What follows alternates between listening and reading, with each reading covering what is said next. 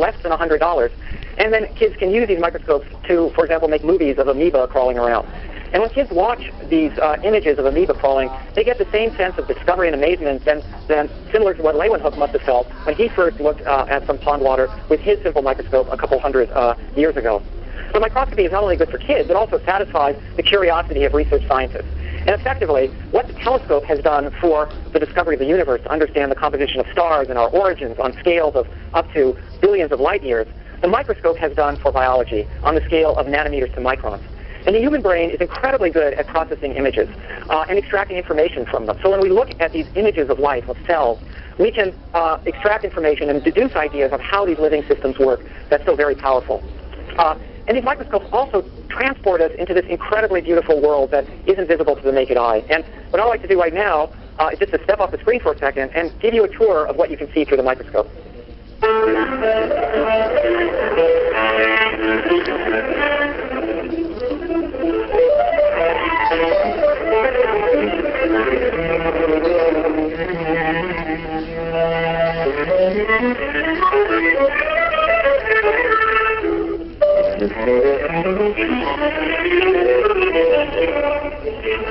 Now, not only does the microscope make these beautiful static images, but if you put a CCD camera on a microscope, it can take action movies of life.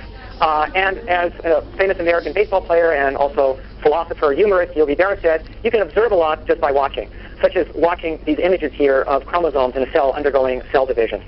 And indeed, making movies gives you information both in time and space of how living systems work at all kinds of different scales. So for example, here we're watching a movie of single molecules moving around in the membrane of a T cell. And at another scale here, you're watching T cells moving through an intact lymph node, interacting with other cells in that lymph node.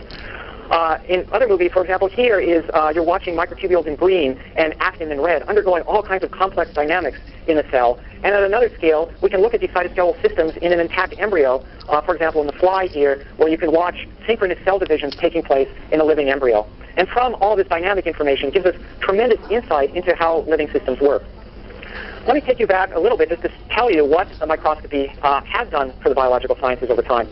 So let's go back now to the 17th century, and here is Robert Hooke's simple compound microscope, which he turned to look at plant tissue. And what he saw was these repeated structures in here that reminded Robert Hooke of the cells in a monastery. And in fact, based upon that, he gave them the name cell, the name that has stuck to this day. And a contemporary of Robert Hooke was Van Leeuwenhoek, a Dutch microscopist, who turned his single lens, an amazing single lens microscope that he put in front of his eye, and viewed a little drop of pond water and saw that this little drop of pond water was crawling with all kinds of moving creatures in it, creatures that he called animalcules, which we now know to be protozoa. He then extracted material from teeth, and I think dental hygiene wasn't that great in the 17th century. And from that material, he actually discovered new organisms, which we now know to be bacteria. Now, moving ahead a couple centuries, microscopists then used the microscope in combination with various dyes to pull out new features and details of the inside of cells. For example, here is Walter Fleming's studies of cell division, where he used an aniline dye that stained all these fascinating structures, which are chromatin and chromosomes. And in fact, the word mitosis, which he coined, is from the word thread, based upon these thread-like fibers that he saw. And in addition to the chromosomes, he also saw all these fine structures now, which we know to be microtubules that make up the mitotic spindle. So this image that you see that was done in the 19th century looks remarkably like a modern textbook drawing of mitosis that you would find today. Now, other scientists at the time experimented with other kinds of dyes and stains. Camille Golgi used a silver stain and found new structures in cells, one of which was named after him, which is the Golgi apparatus. He also used these silver stains to study the nervous system. And a scientist, Spanish scientist, who also used the silver stains developed by Golgi to explore the nervous system in vast ways was Ramon y Cajal. And here are just these amazing drawings of what he saw under the microscope, categorizing all the different kinds of cells that make up the brain. And both Cajal and Golgi shared the Nobel Prize in 1906 for these discoveries that they made with the microscope of the nervous system. Now, these stains give these beautiful images, but you have to fix and kill the cell to make them. And there was a new appreciation that you can get all kinds of new kinds of information about the dynamics of living systems, and not killing them, but making a movie of them in action in real time. And this is a work by Shinya Inoue, and you can hear his work on this subject in an iBio magazine piece. But he developed new microscopes that used polarization microscopy to study cell division, and could see all of these movements of chromosomes and the behavior of fibers. And from these movies, he was able to deduce an amazing amount of information on how mitosis works well before the molecules that make up these structures were known. At about the same time, also, Hugh Huxley and Andrew Huxley were using microscopes to study muscle contraction. These two are unrelated, and they worked on this independently. And here is an image of a muscle, a sarcomere, with phase contrast microscopy. And you can see all of these distinct banding patterns here. And this banding pattern changes over time during muscle contraction. And from the behavior of this banding pattern seen under the light microscope, they could deduce the sliding filament theory, which is how muscle contracts. And you can learn more about this in another iBio magazine piece from Hugh Huxley. Now, my own experience with light microscopy came when I was a graduate student in the 1980s, and I was interested in the process of how proteins and membranes are transported in nerve cells. Basically, nerve cells are remarkably long cells. They have a cell body that's present in your spinal cord, and then they can extend a really long axon that may go all the way to the tip of your foot where the nerve terminal is. And the question is, how does the transport system work? Well, the way this was studied in the 1960s and 1970s was to inject radio-labeled amino acids, which were incorporated into radio-labeled proteins in the spinal cord, not of a human, but in a rat. And then what these scientists had to do was wait some period of time, take the nerve cell out of the rat, and then chop it up into little tiny pieces, and then see how far that radioactive protein traveled in the axon. Now, from this they could get speed of transport, but you can imagine it's an incredibly laborious process. It would be much better to observe all this transport with a microscope in real time. And that opportunity was afforded with a new revolution in light microscopy done independently by two investigators, Robert Allen and Shinya Inoue again, who now put a camera on a microscope. So instead of viewing it with your eyes, you can now view it with a camera. And they also use computers to enhance the contrast of those images to obtain new remarkable movies of the inside of living cells, such as this movie here from Allen and colleagues of the interior of an axon, where now you can see directly, not with radioactivity, but by direct observation, all of these little organelles that are moving up and down inside this axon, and big objects such as mitochondria over here, giving a whole new insight in even about 5 minutes of observation of how this transport process works. Now, also, you can use the microscope to watch proteins in action, effectively watching biochemistry.